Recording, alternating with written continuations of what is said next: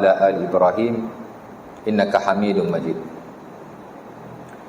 Rabbana zidna ilma warzuqna fahma wa taqabbal minna innaka antas samiul alim walhamdulillahi rabbil alamin. Amma ba'du.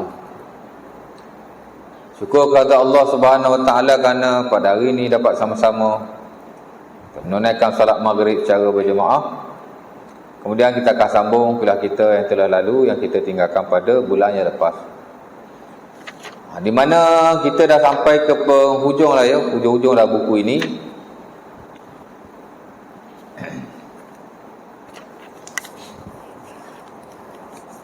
Di mana kita masih ada dua bab lah ya, yang ringkas. Pertama ialah bab kejujuran membawa ke syurga, ataupun kebenaran membawa ke syurga. Dan kedua ialah penguasa yang adil ya. Patut habislah buku ni ya. Dan insya-Allah taala kita akan baca buku yang lain lah ya. Dan saya dah minta selepas ini untuk berkongsi tentang muamalat insya-Allah taala. Tapi saya minta bagi habis buku ni dululah ya. Saya dah hujung kan. Buku ni pun saya dah baca lama kan. Saya ingat dah 7 tahun lah di surau ini saya berkuliah. Alhamdulillah. Sama dengan masjid malam tadi, Masjid Kuang, Batu 20. Saya ingat surau ni dengan masjid sana lebih kurang aja. Mula je buku ini. Dia habis malam tadi. You all mungkin malam ni atau bulan depan aku tengoklah macam mana ya. Kalau boleh habis malam ni, kita habis malam ni. Lepas tu baru kita start with a new book ya. Dan juga dengan ilmu yang lain lah ya. Muamalah. Harta lah ya, insya-Allah taala. Baik. Malam ni kita nak masuk tajuk yang baru. Itulah kejujuran membawa ke syurga. Ya. Atau boleh kita kata juga kebenaran membawa ke syurga. Tak ramai yang malam ni ya, hujan pun. Jemaah tadi pun tak ramai ya. Biasa sampai belakang 1, 2, 3, 4, 5. Sampai ada 5, 6 saf. Tadi 2, 3 saf ya. 3 saf ya. Hujan ya. Ke sebab Covid ya. Covid dah naik kan. Orang tak berani pergi surau. Ya tak? Pergi pasar raya berani, pergi surau tak berani. Ya. Macam anak kita kan. Bawa pergi pasar raya, okey, pergi sekolah tak berani. Seminggu ni budak-budak sekolah pun ramai tak ada. Sekolah 4 orang, 2 orang. Kadang saya tertanya juga, parents kan takut ke nak hantar ke sekolah? Tak kan. Kita tak boleh nak tanya, memang kita ada grup WhatsApp, tapi nak tanya benda macam tu sensitif ya. Tak boleh pula tu lah ya. Kan dia report kita kan salah kita. Kita tanya parent buat apa? Sebab tidak lah, nak sekolah tak sekolah pun tak wajib pun. Nak sama-sama Covid je kan. Tak apalah ya.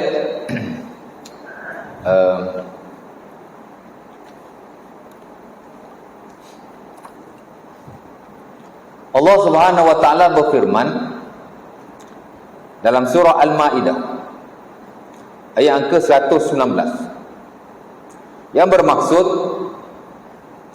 inilah hari kiamat yang padanya orang-orang yang benar pada tutur kata dan amal perbuatannya ya, mendapat manfaat dari kebenaran mereka. Mereka beroleh syurga-syurga yang mengalir di bawahnya beberapa sungai. Mereka kekal di dalamnya selama-lamanya. Allah redha akan mereka dan mereka pula redha akan Allah. Itulah kejayaan yang amat besar. Surah Al-Maidah 119. Buku ni sebagian besar ayat Quran dia buat mari ayat. Dia buat mari terjemahan juga. Sebenarnya ayat Quran dia tak boleh diriwayatkan dengan makna ya. Dia mesti buat mari teks. Dia tak macam hadis Nabi. Kalau ikutkan ni dah menyalahi prinsip translation. Dan amat tidak digalakkan oleh para ulama. Quran kita guna buat my text. Baru kita terjemahkan. Ya, kalau ada makna saja, teks Quran tak ada, mana dia tak berapa tepat lah ya. Dia tak macam hadis Nabi. Boleh buat mari terjemahan saja. Walaupun sebaik-baiknya dia bawa teks. Dia tak sama macam kalam ulama, lebih-lebih kalam manusia yang lain. Terjemahan boleh. Teks tak ada pun tak apa. Tapi Quran dia kena ada teks ya. Itu yang kita belajar dulu lah ya, the principle of translation. Saya boleh jadi translator tuan-tuan. Sahabat-sahabat saya dulu banyak yang kerja di Institut Terjemahan Negara, ITME, di Wangsa Maju. Saya dulu nak kerja situ juga, tapi dah jadi ustaz kan, tak jadi ya. Tapi member saya yang kerja di situ, walaupun dah jadi ustaz di sekolah, dia masih buat part time. Dan dia ada ajak saya. Cuma saya sibuk lah, tak ada kan. Nak komit tu susah. Pun saya tak berminat sangat translate ni. Baik, kita tengok dua ayat tu ya. Al-Maidah 119.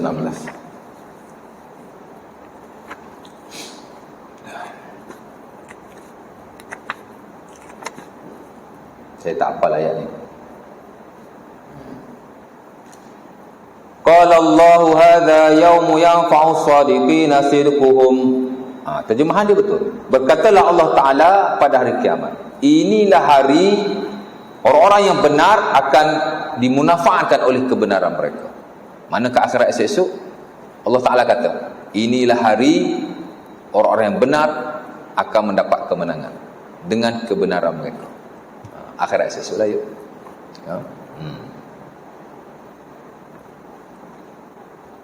Lahum jannatun tajri min tahtihal anhar. Dan bagi mereka syurga-syurga, jannat, ya, paradise. Kenapa Allah Ta'ala kata syurga-syurga? Sebab syurga ni banyak.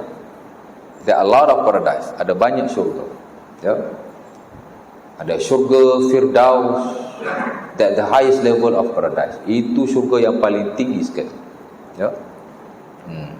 Sehingga Nabi ajar kepada kita, umpama hadis diriwayatkan dalam Sunan At-Tirmizi rahimahullah daripada Abi Hurairah, idza sa'altumul firdaus, idza sa'altumul jannah fas'alul firdaus.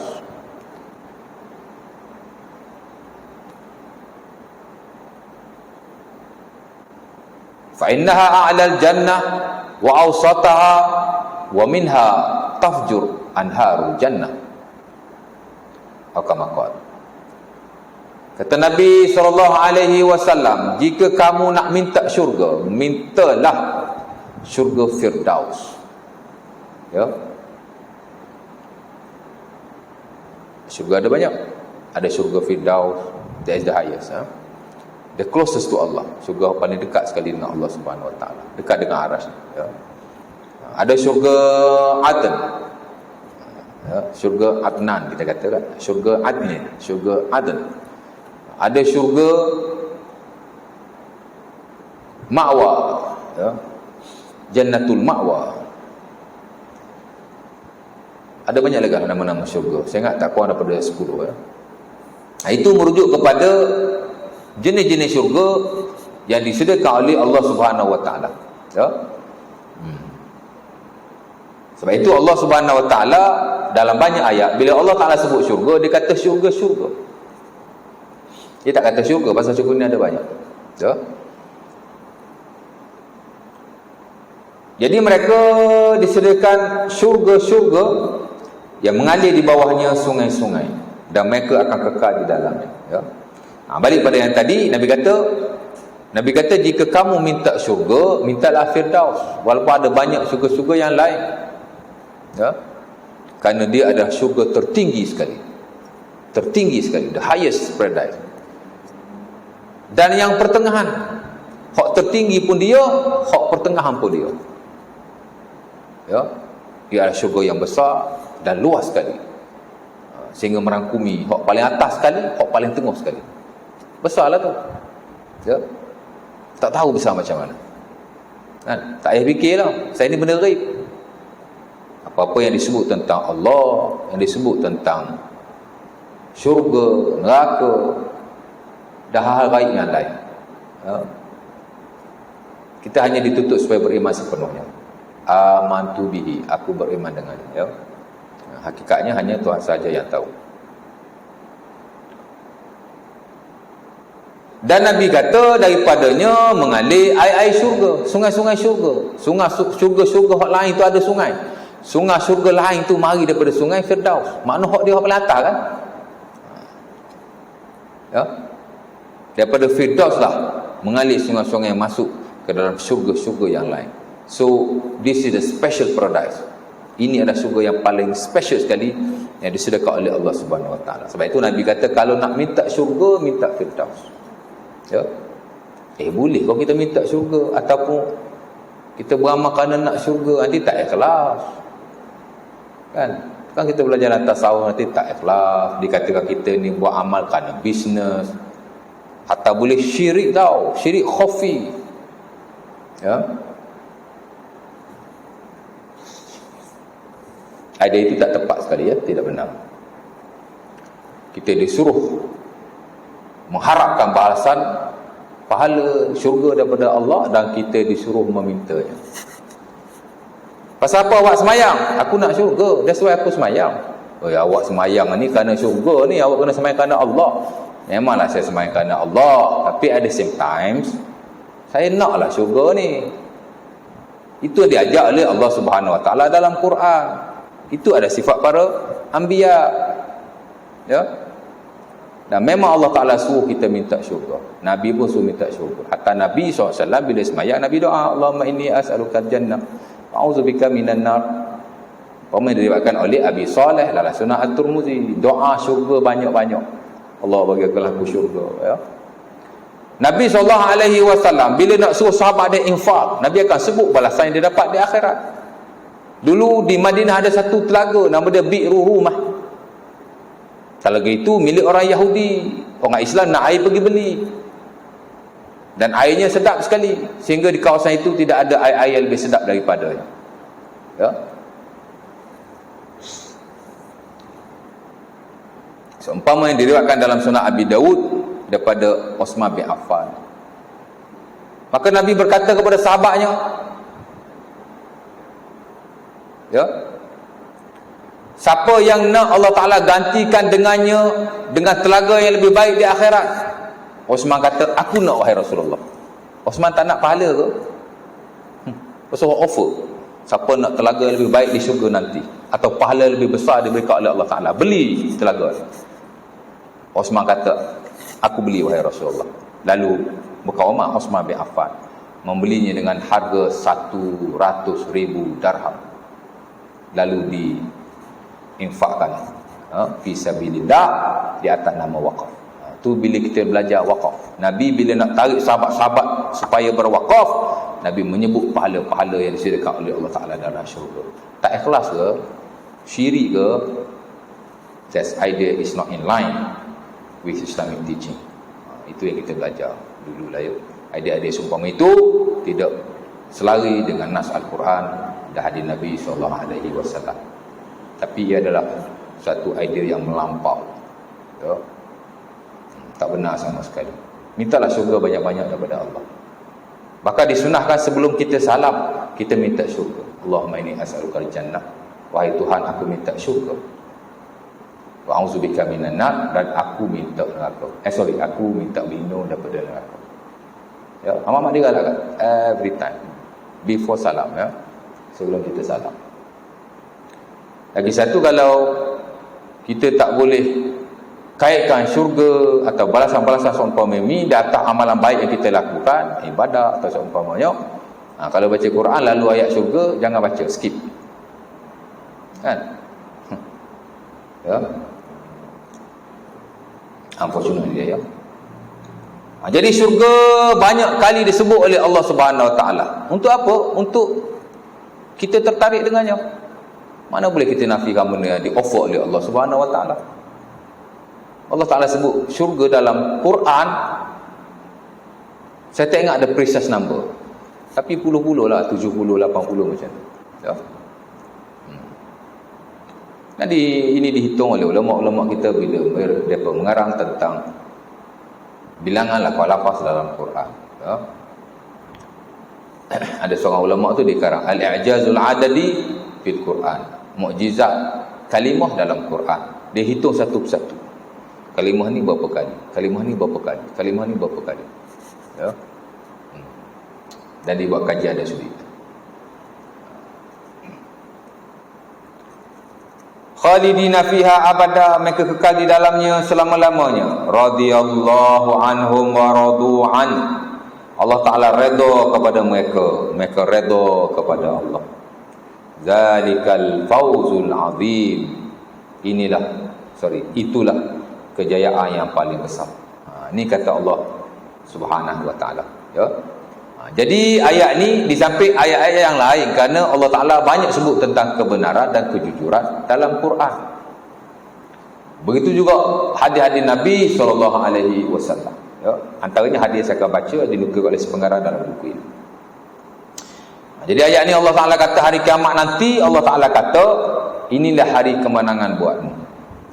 Kejujuran dan kebenaran yang engkau bawa akan memberi manfaat kepadamu. Apa manfaatnya? Syurga. Itu ke akhirat tu. Tapi jika kita lihat secara lebih konklusif dan komprehensif, kita akan dapati bahawa orang-orang yang benar bukan sahaja Allah Ta'ala beri kemenangan di akhirat. Of course lah, ya. That is the ultimate victory. Itulah kemenangan yang paling besar sekali, yang tidak ada kemenangan-kemenangan lain yang lebih besar daripada. Tapi kat dunia pun Allah Ta'ala telah beri kemenangannya, ya. Mungkin banyak dalam sejarah-sejarah Islam menunjukkan bahawa orang yang benar, pemimpin yang benar, golongan yang benar sentiasa diberi kemenangan oleh Allah Subhanahu wa taala. Paling jelas sekali Rasulullah lah, kan? Allah Taala memberi kemenangan kepadanya walaupun dia di di Mekah, kampung dia tu, tapi orang dah tak terima, kan, ya. Lari pergi Madinah, hijrah, diterima di situ. Allah Ta'ala memberi kemenangan kepada dia, ya. Atas banyak sebab. Antara sebabnya ialah kerana kebenaran yang Nabi bawa, walaupun orang buat macam-macam kat dia, ya. Umpamanya kata Nu'aim bin Abdillah, diriwayatkan dalam Tabaqat Ibnu Sa'ad dan Al-Imam Al-Hakim rahimahullahu ta'ala dalam Mustadrak ala Syaikhan karangan beliau. Apa yang orang tak kata pada Nabi, ya? Farraqa amra Quraisy wa abadinaha wa sabba alihataha. Antara orang tuduh Nabi SAW, Nabi ni memecah belah orang-orang Quraisy, ya. Farraqa amra Quraisy, Nabi ni orang tuduh dia memecah belahkan orang-orang Quraisy. Dulu orang Quraisy bersatu, sama-sama sembah berhala. Betul tak? Dulu orang-orang Quraisy bersatu, sama-sama tawaf sambil bertelanjang bogil. Dulu orang-orang Quraisy sama-sama makan riba. Hak makan tu kaya lah, hak dimakan tu tertindas. Macam-macam mereka buat. Tiba-tiba mari Muhammad kata benda ni tak boleh, benda ni tak boleh, benda ni tak boleh. Bukankah itu memecah belahkan orang-orang Quraisy? Iyalah, kan? Betul tak? Ya? Tapi Nabi memecah belahkan antara yang benar dan yang batil. Hak membuat tu tak betul, hak betul lagu ni. Pecah belah lah dari sudut zahirnya, tapi hakikatnya Nabi nak membetulkan mereka. Dakwaan saja Nabi memecahkan belah orang-orang Quraisy. Nabi nak menyatukan mereka, bukan nak pecah belah. Hak learning, hak mudah pecah belah tu. Jadi ingat dia bersatu, padahal dia berpecah. Ya. Wa abadinaha, dia kata Muhammad ni menghina agama kami. Nabi Muhammad hina agama orang Quraisy ke? Agama ni kepercayaan, amalan yang mereka lakukan, ya.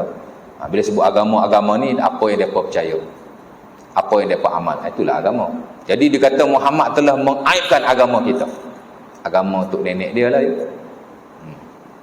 Qalu inna wajadna aba'ana ala atharin, qalu inna wajadna aba'ana ala ummatin wa inna ala atharihim muktafun. Dia kata kami ni lama dah buat benda ni, kan? Kami semua berhala ni bukan satu hari, bukan 2 hari, 100 of years, ratusan tahun. Tok nenek kami dulu lagi, Allah Ta'ala kata. Mereka kata tok nenek kami buat benda ni, kami hanya mengikut amalan mereka. Allah Ta'ala sebut dalam Quran, ya. Macam mana kau ni sehingga Nabi digelar sebagai as-sadiq? Sebab itu Umar Al-Khattab sebelum dia masuk Islam, yang dia nak pergi jumpa Nabi, nak pergi bunuh Nabi tu, walaupun hadis tu ada sikit kedaifan lah ya. Kisah itu sahih, tapi riwayat tu dia dhaif ya. Lafaz tu dhaif. Di mana Umar Al-Khattab tuduh Nabi as-sabi. Orang tanya dia, kau nak pergi mana ni wahai Umar? Aku nak pergi jumpa Muhammad, aku nak bunuh dia. Pasal apa kau nak bunuh dia? Was-sabi, dia ni sabi. Tahu sabi? Sabi ni orang buat ajaran baru lah. Tok nenek kita buat lain, kita buat lain, dia pula pergi buat lain. As-sabi. The person that who comes with a new teaching, dia bawa ajaran baru ni. Mana ajaran baru? Nabi tak bawa ajaran yang baru. Nabi bawa ajaran sambungan daripada ajaran Ibrahim alaihissalam. Mereka tahu ajaran Nabi Ibrahim, bukan tak tahu. Tuduhan lah, tuduhan ya. Nabi tak pernah menghina agama mereka. Cuma Nabi kata benda ni syirik, benda ni syirik, benda ni syirik. Kita mesti tauhid. Mereka bukan tak ada idea tentang Allah. Wala in sa'altahum man khalaqas samawati wal ard la yaqulunna Allah. Allah Ta'ala sebut dalam surah Az-Zumar ayat 38, jika kamu tanya orang-orang kufar pada waktu itu, ya, siapa menciptakan kamu? Dia akan kata Allah. Dia pun memang tahu Allah. Allah ni ialah the great human, the great supreme being, the great God, God of all ya. Sebab itu banyak orang Arab nama Abdullah, termasuk bapa Rasulullah SAW. Sebab itu nama Nabi kita Muhammad bin Abdullah. Orang Arab pun bersumpah, wallahi Nabi SAW bila panggil orang-orang Quraisy datang ke Bukit Safa, mengajak mereka kepada la ilaha illallah, antara yang marahnya bapa saudara dia sendiri nama Abu Lahab kan. Abu Lahab marah dia. Sebelum Abu Lahab marah dia, Abu Lahab sumpah dulu, wallahi dia kata. Pasal orang Arab memang dia ada the idea of Allah pada waktu itu. Dia tahulah Allah tu. Isu dia bukan Allah, tapi isu dia depa mensyirikkan Allah Subhanahu Wa Taala. Itu saja. Kan? Sebab itu syahadah kita bukan Allahu ilah, Tuhan itu Allah, bukan. Kalau kata Tuhan itu Allah, tuan-tuan pergi tanya orang-orang yang non-Muslim, like Chinese, like Indians, dia percaya tak Allah?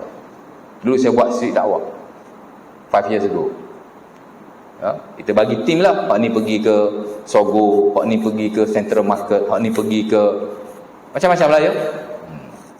Saya pergi tempat jogging tu, taman tu apa nama dekat KL tu, taman apa tu ya? Itu answer. Saya 3 orang, saya, imam dan jurunikah Masjid Damai di Gombak, dan ada seorang daripada Kelang. Bagilah tim pergi kan. Kita tanya non-Muslim 5 question, 5 soalan. Bukan nak ceramah dah. We just want to get that information. Kita nak tahu information saja. Idea mereka ni macam mana. Orang ni kita nak dakwah dia, kita kena tahu fikrah dia dulu. Bukan terjah saja. Fikrah dia macam mana. Ya. The first question is, do you know Allah? Kamu tahu tak Allah tu siapa? Saya boleh kata most of them, bukan semua, tapi most of them, dia kata God is Allah. Sorry, dia kata Allah is God. And few of them, dia kata Allah is our God. Either Chinese, Indians, dia kata Allah is God atau Allah is our God. Ya. Ada yang kata Allah is Muslim's God, tapi bukan tim saya ya, tim lain. Dia kata Allah is Muslim God. Dan kita diajar, kalau dia kata Allah is God, okay, tak payah kata apa-apa. Kalau dia kata Allah is our God, yes, that is also correct. Tak perlu perbetulkan mereka. Tapi kalau dia kata Allah is Muslim's God, kita kena perbetulkan. No, Allah is my God, your God, and God of universe. Kena kata macam tu. Kalau dia kata Allah ni Tuhan orang Islam, tak betul. Allah ialah Tuhan saya, Tuhan awak, Tuhan seluruh alam. Ya, that is the first question. Adalah soalan nombor 2, kita tanya, do you know Muhammad? Boleh kata all of them. Yes, Muhammad is the dia kata ketua orang Islam lah, Nabi lah, hak jenis cerdik sikit dia kata the prophet. Ya.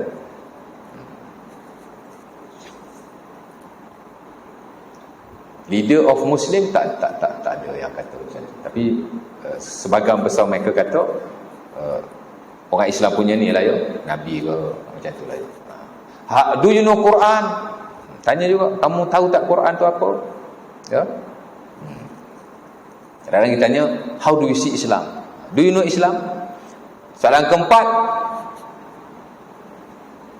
apa? How do you see Muslims? Apa pendapat awak tentang orang Islam? Ni best komen ni. Tu yang best ni. Bagus sebagian besar kata orang Islam bagus, Islam baik. Tapi ada juga yang tak berapa bagus saja. Dan soalan kelima, kita tanya dia, what do you expect from Islam? Apa yang kamu expect daripada Islam? Sekali dia lah dia nak jawab apa kan. Kita cuma get the information dan kita bagi juga some information. Kalau dia salah, kita perbetulkan. Contoh dia kata orang Islam ni kadang-kadang seni tak bagus ni, kita perbetulkan. Itu bukan salah Islam. Islam ajar kita ajaran yang baik. Kita dakwah cara macam itulah, bukan ajak dia tu masuk Islam. Bos, jom kita masuk Islam. Ajar agama awak tak betul ni. Apa dakwah macam tu? Ya? Kita tanya dia soalan, mana kita jawab dengan penuh hikmah. Ya? Nak cerita hal tadi lah ya. Mana mereka ada idea tentang Allah Subhanahu Wa Taala. Ya, saya ada orang India tuan-tuan. Ni cerita 5 tahun lepas, 4 tahun lepas. Ya, saya duduk di surau waktu itu lepas Isyak. Kuliah tak ada. Masa tu kuliah tak banyak lah ya, pasal masa tu baru nak start, belum start sangat lagi. Jadi banyak free malam kan. Saya duduk di surau after Isyak, duduk depan surau. Saya tengoklah, saya baca buku macam tu lah ya. Ada seorang India mabuk balik naik motor. Flat saya tu banyak India mabuk. Di jalan Toyong Hayang depan surau. Saya pun tanya, bos, you mabuk-mabuk naik motor ah? Itu hari sudah ada orang jatuh tadi, itu pakcik yang potong kaki tu sudah berjatuh. Seriously, saya berbual dengan beliau. Saya pun tak tahu nama dia apa, tapi orang kat situ lah ada lah nama dia. Saya pun tak kenal lah. Mana kita kenal sangat kan. Ada 2 blok, dia tak kenal sangat lah. Tapi saya biasalah nampak muka dia. Orang muda lagi, tapi bayar lebih kurang saya lah ya. Masa tu dia around 30 lebih macam saya. 30 lebih kan. Bayar-bayar saya lah, kita sembang macam kawan lah. Saya kata, bos, you naik motor mabuk lah, nanti jatuh tau, accident. Tak ada lah, dia kata.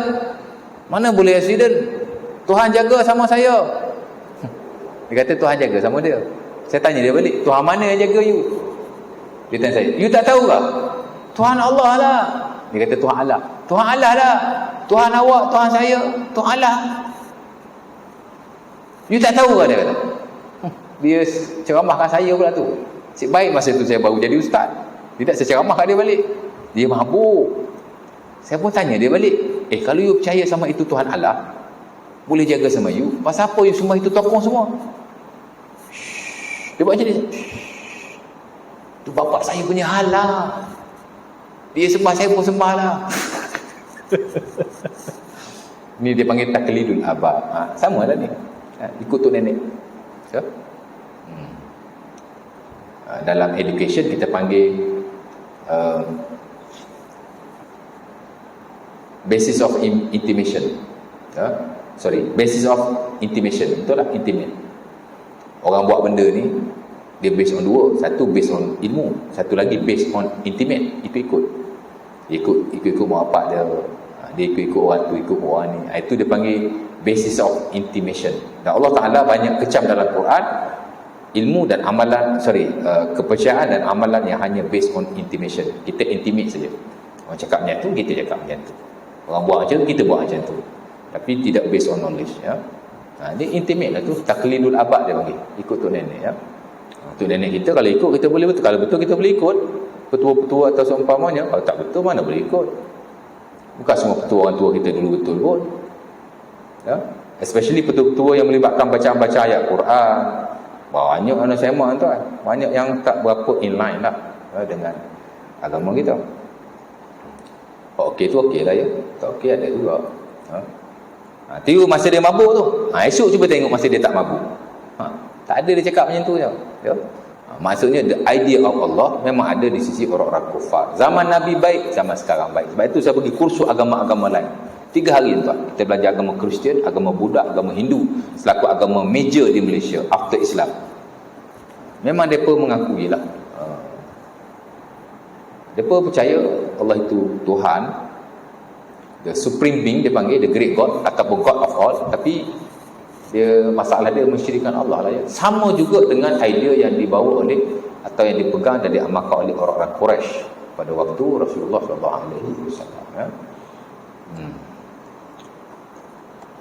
Jadi dia tuduh Nabi macam-macam. Nabi bawa ajaran baru, Nabi ni memecah belahkan mereka, Nabi menghina agama mereka, dan Nabi sabba alihataha, mencerca Tuhan-Tuhan mereka. Nabi tak buat belaka tu, tapi tuduhan kan? Ya. Di samping tuduhan-tuduhan yang lain. Dalam Quran orang tuduh Nabi gila. Ya. Tak jumpa ayat Rasulullah dituduh sebagai gila. Banyak. Ya. Antaranya dalam surah As-Saffat ayat 36. Mereka berkata kepada sesama mereka, a inna latariku alihatina li syairim majnun. Buat apa kita nak tinggalkan agama tok nenek kita? Taklidul abad tadilah ikut tok nenek. Ya, yang kita dah buat hundreds of years, even thousand. Kan? Muhammad ni baru berapa sen? Baru je ni dia kata. Hak kita hak lama ni lagi betul. Tak semestinya. Dan yang baru tu betul. Tapi tidaklah baru, benda dah ada, memang kau tidak tahu ataupun kau menafikan. Ya. Adakah kita nak tinggalkan agama kita yang kita dah pegang lama ini untuk seorang ahli syair yang gila? Dia kata Nabi ahli syair, dia kata Nabi gila. Nabi nak jadi ahli syair macam mana? Nabi menulis pun tak pandai. Orang Arab memang dia pandai syair, maka bahkan mereka hebat dalam syair. Ya. Tapi mereka boleh menulis, boleh membaca. Nabi tak boleh.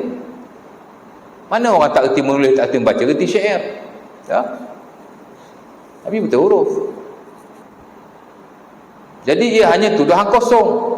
Apatah lagi dia kata Nabi gila. Oh, jauh sekali tak benar. Nabi Muhammad was the wise man. Nabi orang paling cerdik sekali. Kan Nabi gila kot. Itu ada seorang hamba Allah tu. Dia duduk di luar Madinah. Seumpama dia buatkan Sahih Muslim. Dia dengar Muhammad gila, dia terkejut. Tak silap dia, nama dia Ma'bad Ad-Dibi. Tengok nama dia apa ya. Tapi dia kisah yang masyhur. Yang saya duk baca, innal hamdalillahi nahmaduhu wa nasta'inuhu wa nastaghfiruhu. Ada hubung kait jugalah dengan dia pasal bila dia jumpa Nabi nak pergi bomohkan Nabi, dia tu bomoh. Dia kata Muhammad gila ya Allah dulu. Saya yang kata ya Allah, dia tak tahulah kata ke tidak. Dulu dia kata cerdik, al-amin. Kan? Barang-barang orang Quraisy, wadiah-wadiah mereka dijaga oleh Muhammad. Macam mana Muhammad boleh ada gila ni? Aku tu bomoh nak pergi berubat lah Muhammad. Dia kata pergi jampi-jampi sikit. Dia pun datang jumpa Nabi. Sebelum dia menjampi Nabi, dia jumpa Nabi. Nabi baca kat dia, innal hamdalillah nahmaduhu wa nasta'inuhu wa nastaghfiruhu wa na'udzu billahi min syururi anfusina wa min sayyiati a'malina may yahdihillahu fala mudhillalah wa may yudlil fala hadiyalah. Ini kita panggil khutbatul hajah. Digalakkan oleh Rasulullah sallallahu alaihi wasallam untuk kita baca every opening. Terutama bila kita nak memberi satu ucapan, nak bagi khutbah Jumaat, nak ceramah, nak bercakap di khalayak ramai, nak bercakap dalam halaqah atau usrah yang kecil. Itu the best opening. Dan itu yang kita amalkan. Ya. Tapi hari ni orang tiun pula. Dia kata nak kenal Wahabi, kalau jenis baca hak tu Wahabi lah tu. Tu sunnah Nabi lah. Tak ada kena dengan Wahabi tak Wahabi lah. Yalah, ada orang lain bila nak mengajar, mari kita sama-sama baca Al-Fatihah ataupun baca doa dulu. Kata pulang lah. Kan? Tak salah semua tu. Okey. Tapi this the best opening. Inilah opening paling baik. Sebab tu orang belajar Quran, belajar hadis Nabi, saya garantilah dia akan sentiasa membuka ucapan-ucapannya, perkongsian-perkongsiannya dan pengajarannya dengan khutbatul hajah berkenaan. Kerana sejarahnya menarik sekali ya. Dia jumpa Nabi, Nabi baca zikir itu. Terkejut dia. Tak gila rupanya. Dia kata aku telah banyak baca syair-syair Arab. Aku telah banyak menghafal dan menggunakan jampi-jampi Arab. Aku tahu bahasa Arab itu bahasa yang hebat. Tapi tidak sehebat perkataan ini. Hebat perkataan tu kan. Puji Allah, minta ampun, minta perlindungan daripada Allah. Susunan tu cantik je. Makna dia walaupun mudah, tapi orang tahu bahasa Arab dia tahulah. It's such a good word. Dia satu ayat yang bagus. Ya. Oh, dia kata Muhammad tak gila. Halinya dia la ilaha illallah Muhammadur Rasulullah. Dia nak pergi jampi Nabi, akhirnya Nabi jampi dia. Masuk Islam. Untung juga orang tuduh Nabi jadi gila tu. Ada juga orang masuk Islam kerana tuduhan berkenaan. Ya tak? Ya. InsyaAllah. Ya. Nabi tak pernah menghina atau mencerca tuhan-tuhan Quraisy. Nabi hanya kata mereka ni tidak memberi manfaat. Kalau minta kat mereka ni buat apa? Mereka ni bukan hidup pun. Dulu orang Arab tuan-tuan, dia buat berhala daripada batu. Dia panggil Al-Awsan. Dia buat berhala daripada kayu. Dia panggil Al-Asnam. Sebab itu dalam Quran, kalau lalu perkataan Al-Asnam, Al-Awsan, dia tulis berhala aja. Bahawa Melayu, perkataan itu saja kan. Sebenarnya, dia mempunyai makna yang lain. Kalau Al-Awsan, berhala daripada batu. Ya. Cakap betul K tu. Itu panggil Awsan. Tapi panggil Asnam pun tidak salah. Kerana dua-dua tu maksud berhala. Tapi in specific meaning, makna yang lebih halus ataupun lebih mendalam, Awsan berhala daripada batu. Asnam berhala daripada kayu. Dan dia ada berhala-berhala daripada benda-benda yang lain. Ada berhala daripada emas. Orang kaya dia buatlah daripada emas. Ada berhala daripada perak. Itu antara sebab tu surah Qul Huwallah. Orang tanya Nabi, Tuhan kami daripada emas, daripada perak. Tuhan kau daripada apa? Tuhanlah Qul Huwallahu Ahad. Bila orang Quraisy berkata kepada Nabi, insub lana rabbak. Hal hiya min zahab, hal hiya min fiddah, hal hiya min nuhas. Wahai Muhammad, Tuhan kau ni macam mana? Dia ni daripada emas kah? Daripada perak kah? Daripada tembaga kah? Maka Allah Ta'ala turun ayat Qul huwallahu ahad. Dia kata Nabi gila. Of course lah Nabi tak gila. Orang yang duduk dengan Nabi tahulah Nabi tak gila walaupun dia tidak beriman. Muhammad is a wise man. Muhammad ni manusia bijak. Mana boleh gila? Tuduhan. Orang akan tuduh macam-macam bila kita membawa kebenaran. Itu saja cerita dia. Ya. Orang tuduh Nabi sesat. Satu juga. Tuan-tuan boleh baca surah An-Najmi. Wan najmi idza hawa ma dhalla sahibukum wa ma ghawa wa ma yantiqu 'anil hawa in huwa illa wahyu yuha. Kata Allah Taala demi bintang bila ia berguguran, kiamat nantilah ya. Bintang akan jatuh ya, menimpa bumi. Tak tahulah macam mana. Ya. Ma dhalla sahibukum wa ma ghawa. Lepas Allah Ta'ala bersumpah, Allah Ta'ala kata Nabi Muhammad sahabat kamu ini tidak sesat. Pasal orang Quraisy dia kata Nabi sesat. Allah Ta'ala sucikan beliau. Atau baginda kata Nabi tidak sesat. Dan tidaklah ia berkata-kata dengan hawa nafsunya, melainkan segala-galanya adalah wahyu daripada Allah. Sebab itu hadis-hadis Nabi ialah wahyu daripada Allah Subhanahu Wa Ta'ala. Sebab wahyu ni bukan hanya Quran. Semua yang diucapkan oleh Nabi SAW ialah wahyu. Hampir keseluruhan, tidak semualah ya, di sisi majoriti para ulama, tapi hampir keseluruhan. Kita boleh kata 99%, 98% of the saying of the Prophet ataupun action of the Prophet ialah daripada wahyu. Ya. Nabi tu, orang tuduh Nabi gila. Tapi at the end, kebenaran berpihak kepada Nabi, at the end kemenangan berpihak kepada Rasulullah SAW kerana kebenaran yang dibawanya. Jadi siapa-siapa yang benar, insya-Allah Taala ya, dia akan mendapat kemenangan suatu hari nanti. Ke akhirat of course, kat dunia ni pasti kerana sejarah telah membuktikan. Baitul Maqdis tu tuan-tuan dah berapa kali bertukar. Kejap dapat orang Islam, kejap dapat orang Kristian, kejap dapat orang Islam, kejap dapat orang Kristian. Isyak lagi. Bunyi. Okey, nanti bagi bunyi. Kan? Baitul Maqdis tu berapa kali dah bertukar tangan after the time of the Prophet. Banyak kali dah. Orang Kristian pegang. dapat orang Islam. Orang Islam ambil balik. Dapat orang Islam. Orang Islam ambil balik. Ini dapat kat Yahudi pula. Tak tahulah ya. At the end of the day, insya-Allah Taala akan dapat orang Islam balik. Ya. Tapi kita yakinlah bahawa kemenangan akan berpihak kepada kita. Kita azan dulu ya. Kita sambung sikit.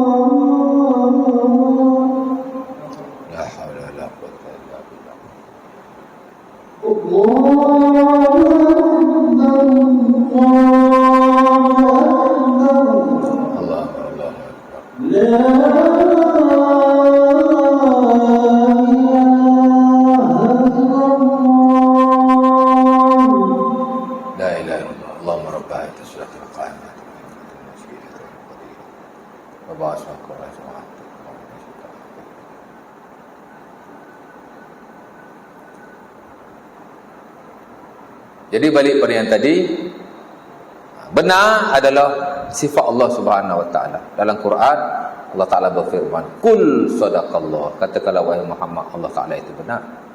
Ya. Benar, as-sidq juga adalah sifat Rasulullah sallallahu alaihi wasallam. Ya. Seumpama yang diriwayatkan dalam banyak hadis dari Nabi sallallahu alaihi wasallam. Antaranya hadis ini hadis Ibnu Mas'ud dalam Sahih Bukhari dan Muslim. Kata Nabi, "Inna sidqa yahdi ilal bir wa innal bir yahdi ilal jannah." Sesungguhnya benar itu membawa kepada kebaikan, dan kebaikan of course lah akan membawa ke syurga. Ya.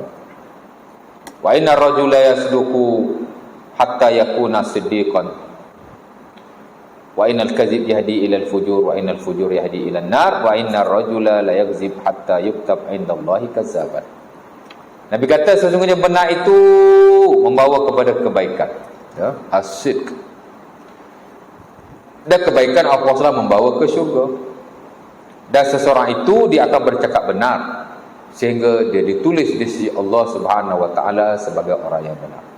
Ataupun setengah riwayat yang lain, Nabi kata seorang itu dia bercakap benar atau berusaha untuk bercakap benar. Ya taharras sidq. Sebab nak benar ni kadang-kadang dalam setengah-setengah keadaan dia sukar. Yalah, mungkin kita bercakap 10 benda, ada satu benda yang tak berapa benar. Jadi cuba taharras sidq, kata Nabi, cuba jadi sebenar mungkin. Ya. Dan orang yang sentiasa bercakap benar ataupun dia cuba untuk menjadi benar dalam keadaan susah untuk dia menjadi benar, Allah Ta'ala akan tulis dia sebagai seorang yang benar. Ya. Kita ni kadang bukan benar belaka, ada juga yang tak berbenar tu sikit-sikit je tak. Saya lah kot. Ya. Cuba Nabi kata, InsyaAllah Ta'ala dia akan ditulis di kalangan orang-orang yang benar. Pasal manusia ni tuan-tuan, dia ada banyak kelemahan. As long as kita cuba atasi kelemahan kita. Ya, kita ni bukan betul belaka, bukan bagus belaka, ya tak? Tapi sentiasa berusaha untuk memperbaikinya. Ya. Itu bukan maksud. Ya. Sama juga orang-orang yang dusta. Nabi kata sesungguhnya dusta itu membawa kepada fujur, dosa yang besar.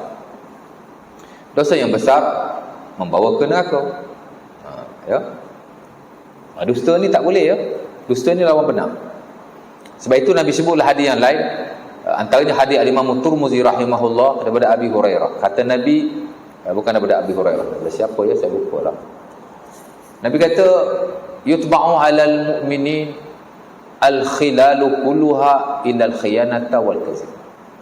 Orang Islam ni bagus-bagus dia pun dia ada sifat buruk dia. Ada. Setiap orang ada sifat buruk masing-masing. Ya.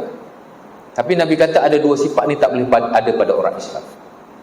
Satu, Nabi kata al-khiyanat, khianat. Tak boleh. Orang bagi kita menguruskan sesuatu, dana, kita rembat. Kan? Orang bagi kita suatu jawatan, kita tidak amanah. Kita guna jawatan kita untuk hal-hal yang lain. Kita manipulate lah. Kan? Orang bagi kita satu jawatan yang besar, kita guna jawatan kita untuk hak awak peribadi. Tak boleh. Itu khianat. Ya? Sifat tu tak boleh ada pada orang Islam. Dan satu lagi Nabi kata al-kazib, dusta, sama juga. Ingat ya, orang Islam dia tak boleh ada dua. Tak boleh ada kazib, dusta, tak boleh ada khianat. Ya. Orang lain pun tak boleh juga, tapi mudah-mudahan diampunkan oleh Allah Subhanahu Wa Taala. Sifat buruk yang kecil-kecil itu biasalah ya. Banyak istighfar lah. Ya. Ada sahabat Nabi mulut dia suka marah orang, suka zaribul lisan, orang Arab kata. Nama dia adalah Huzaifah bin Al-Yaman. Kita belajar tentang hadis-hadis akhir zaman, sebagian besar diriwayatkan daripada beliau, Dajjal daripada beliau. Dia zaribul lisan, lidah dia agak tajam. Dia suka marah anak dia, bini dia, macam itulah dia buat. Akhirnya dia mengadu kepada Rasulullah SAW. Ini dah riwayat Abi Dawud. Ya Rasulullah, inni kuntu zaribal lisan. Ya wahai Rasulullah, lidah aku ni kadang-kadang tajam. Kadang aku cakap orang sakit hati, kadang aku marah orang. Zaribal lisan ni mana lidah dia tak bagus lah. Ya, kan? Tak ada orang setengah-setengah macam tu kan. Nabi pun tanya kepadanya, aina kunta minal istighfar? Di mana kamu daripada istighfar? Maknanya kenapa kamu tak istighfar kepada Allah? Orang Islam pun ada lah juga sedikit sebanyak kelemahannya, istighfar lah. Ya. Dan cuba memperbaiki. Jadi secara amnya begitulah ya. Jadi kita kena sentiasa jujur, sentiasa benar, walau sesiapa kita. Ya. Kalau kita pengurusi yang benar, kita ahli jawatan kuasa yang benar, kita individu yang benar, kita pemimpin yang benar, kita suami yang benar. Ya. Cuma sekali-sekala berbohong kepada isteri ada rukhsah. Ini tuan-tuan belajarlah dari Riyadhus Shalihin kan. Tapi janganlah asal cakap isteri dia bohong. Asal cakap isteri dia bohong. Asal bohong je cakap isteri, tak boleh lah. Once a while dalam setengah-setengah keadaan, ya. Ya. Isteri kita masak tak sedap, dia tanya kita, bang saya masak okey tak bang, sedap tak? Sedap. Dalam hati tak sedap pun. Menipu tu, tapi dia beri rukhsah. Ya. Kalau cakap tak sedap, gaduh pula, masalah pula, ya tak? Jadi Nabi kata ada rukhsah. Suami berkata-kata dengan isteri atau isteri berkata-kata dengan suami dalam setengah-setengah keadaan lah, ya. Tapi jangan balik malam lewat. Isteri tanya, kenapa balik malam lewat ni bang? Dia lepak member dia. Dia kata tadi dia ingin tolong kawan dia lah. Tak boleh lah. tengok juga keadaannya macam mana ya. Yang kedua ialah apa ya yang kedua? Jika seseorang itu ingin memperbaiki dua orang yang bergaduh, Muslim. Ahmad bergaduh dengan Ali. Marilah Hasan kat tengah-tengah. Hasan jumpa Ahmad, tadi Ali kirim salam kat kau. Padahal tak kirim salam pun. Siapa? Adakah rusak? Jumpa Ali pula. Ali, Ahmad bagi ni hadiah kat kau ni. Dia beli nasi lemak RM2, dia bagi kat Ali, dia kata Ahmad bagi. Bukan Ahmad bagi pun. Ada rusak untuk nak memperbaiki dua orang yang bergaduh, untuk dia berbohong. Dalam konteks-konteks macam tu lah ya. Tapi jangan simply buat pula. Mana dalam keadaan yang sedemikian. Boleh buat. Kita kata orang tu kirim salam, kita beri hadiah, kita kata dia bagi. Padahal tak pun. Jadi bohong tu. Kan? Macam Nabi Ibrahim lah. Semasa Raja Namrud tanya dia, ni siapa perempuan ni? Perempuan tu bini dia. Tapi dia kata adik dia. Kalau dia kata bini dia, pasti Ibrahim dibunuh. Ada masalah di situ. Kadang-kadang Islam ni tidak melihat benda tu saja, tapi dilihat masalah yang akan datang. Agama ni tuan-tuan, nas dengan masalah hadis sama naik. Ya. Ada banyak dulu fatwa yang diguna pakai. Hari ni banyak dah tak diguna pakai. Kerana dulu masalahnya begitu. Hari ni masalahnya begini. Masalah ni dia mempengaruhi dah banyak hal. Islam ni nas dengan masalah dia naik, dia sama naik ya. Itu kita belajar dalam ijtihad dan fatwa. Jadi sama juga Leo. Jadi ustaz dan pendakwah, kita jadi pendakwah yang benar. Kita hanya membaca qala Allah, qala Rasul, dan kita nukilkan kalam-kalam para ulama yang dipercayai. Kemudian kita bagilah sikit sebanyak pandangan kita yang ada. Kalau hak salah tu mungkin pandangan kita. Adapun hak Allah, hak Rasul, mungkin pandangan para ulama yang muktabar itu okey. Tapi kalau yang kita punya mungkin salah, mungkin tidak ya. Jadi insya-Allah taala habislah kita baca hadis tu. Next nanti ada satu tajuk lagi, simple topic. Kita akan baca juga lah satu ni. Okey lah ya. Lepas tu the next tu baru kita samalah ya. Tajuk yang baru ya. Insya-Allah taala. Jadi setakat itu dulu kita tangguh kuliah kita dengan tasbih kafarah dan surah Al-Asr. Subhanallahi bihamdihi, subhanallahi Bismillahirrahmanirrahim. Alhamdulillahirabbil alamin.